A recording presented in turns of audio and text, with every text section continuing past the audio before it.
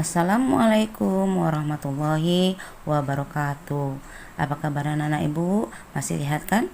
Ayo kita lanjutkan pelajaran kita hari ini, yaitu pelajaran keempat. Tapi terlebih dahulu kita berdoa. Ayo kita mulai berdoa. Bismillahirrahmanirrahim. Rabbi zidni ilma warzuqni fahma wa amalan sholiha. Amin.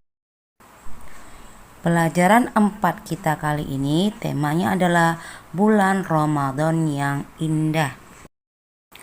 Ketika kita mendengar kata Ramadan, pasti kita langsung pikirannya tertuju pada, oh, Ramadan berarti puasa wajib.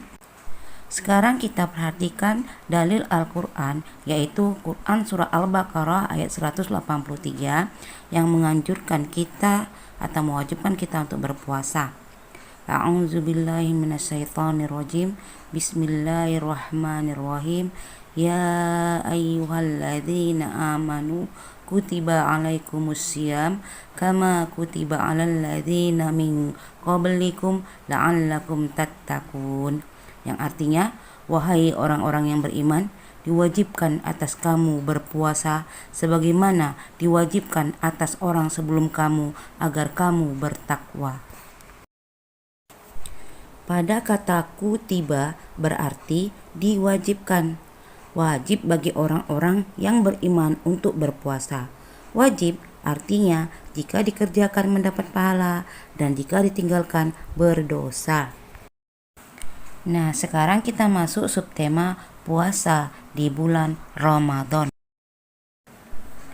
Mengapa kita harus berpuasa? Nah, tadi di dalam Al-Quran surah Al-Baqarah ayat 183, Allah Subhanahu wa Ta'ala telah menjanjikan bagi orang yang berpuasa dengan baik akan mendapatkan predikat takwa. Apa yang dimaksud dengan takwa? Takwa ialah melakukan semua perintah Allah Subhanahu wa Ta'ala dan menghindari semua larangannya. Orang yang sungguh-sungguh bertakwa, hidupnya akan tentram dan bahagia. Kemudian di akhirat kelak akan memperoleh taman surga yang sangat indah dan bahagia selama-lamanya. Itulah makanya kita diwajibkan berpuasa. Puasa berasal dari bahasa Arab as-saum atau as-syam yang artinya adalah menahan. Jadi, puasa artinya menahan diri dari hal-hal yang membatalkannya dari sejak terbit fajar sampai terbenam matahari dengan niat dan beberapa syarat. Nah, agar puasa yang kita jalankan dapat menjadikan kita orang yang bertakwa, maka ada ketentuan dan syaratnya. Syarat wajib puasa maksudnya adalah apabila syarat-syarat ini terdapat pada diri seseorang, maka orang tersebut wajib berpuasa. Nah, siapa saja dia? Yang pertama, orang yang berakal sehat. Jadi, orang gila tidak diwajibkan berpuasa. Syarat yang kedua adalah baligh atau dewasa. Jadi, anak-anak belum diwajibkan untuk berpuasa. Syarat wajib yang ketiga adalah kuat berpuasa. Jadi orang yang udah tua lanjut usia itu tidak diwajibkan berpuasa, tapi boleh membayar fidyah.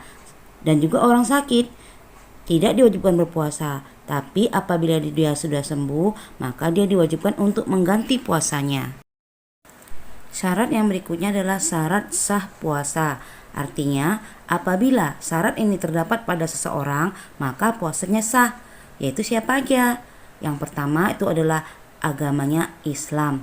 Jadi orang yang tidak beragama Islam tidak sah berpuasa. Yang kedua, berakal. Jadi orang gila apabila berpuasa tidak sah puasanya, atau orang yang mabuk berpuasa juga tidak sah puasanya. Yang ketiga, syarat yang ketiga, mumayyiz atau tamyiz. Apa artinya? Yaitu anak yang cerdas dan dapat membedakan antara yang baik dan buruk. Apabila dia berpuasa, maka puasanya sah. Syarat yang keempat, suci dari haid atau nifas. Jadi orang yang haid atau lagi nifas itu tidak sah berpuasa. Apa itu nifas? Nifas itu adalah masa seorang ibu apabila melahirkan sampai waktu ke depan lebih kurang 40 hari. Syarat sah puasa yang berikutnya apa? Yaitu yang kelima, waktu yang diperbolehkan berpuasa. Kita boleh berpuasa di bulan Ramadan, tapi ada waktu-waktu tertentu kita tidak diperbolehkan berpuasa atau diharamkan berpuasa. Kapan itu? Yaitu ketika Idul Fitri, Idul Adha, dan hari tasyrik. Kapan hari tasyrik? Yaitu tanggal 11, 12, dan 13 Zulhijjah. Ketentuan puasa yang berikutnya adalah rukun puasa. Rukun puasa itu apa? Yang wajib dikerjakan ketika berpuasa. Yang pertama adalah niat, membaca niat. Nah, apa bacaan niat berpuasa pada bulan Ramadan? Bismillahirrahmanirrahim. Nawaitu shauma ghadin an adai fardhi syahri Ramadana hajihi sanati lillahi ta'ala. Artinya, sengaja aku berpuasa esok hari menunaikan fardu Ramadan tahun ini karena Allah Ta'ala. Nah, rukun yang kedua apa? Menahan segala yang membatalkan puasa dari mulai terbit fajar sampai terbenam matahari. Kita harus menjaga agar puasa kita jangan sampai batal atau rusak. Nah, apa saja yang membatalkan puasa? Yang pertama, makan dan minum dengan sengaja. Yang kedua, muntah dengan sengaja. Yang ketiga, datang haid atau melahirkan. Yang keempat, hilang akal atau gila ataupun pingsan walaupun sebentar. Yang kelima, murtad, keluar dari agama Islam. Hal-hal yang merusak pahala puasa.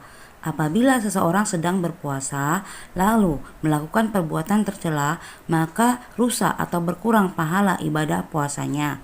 Contoh, perbuatan tercela adalah pendusta, menghina, menghasut, memfitnah, berkata kotor, berkelahi, atau bertengkar. Apabila seseorang sedang berpuasa tetapi melakukan perkelahian, maka puasanya tetap sah, namun tidak mendapatkan pahala.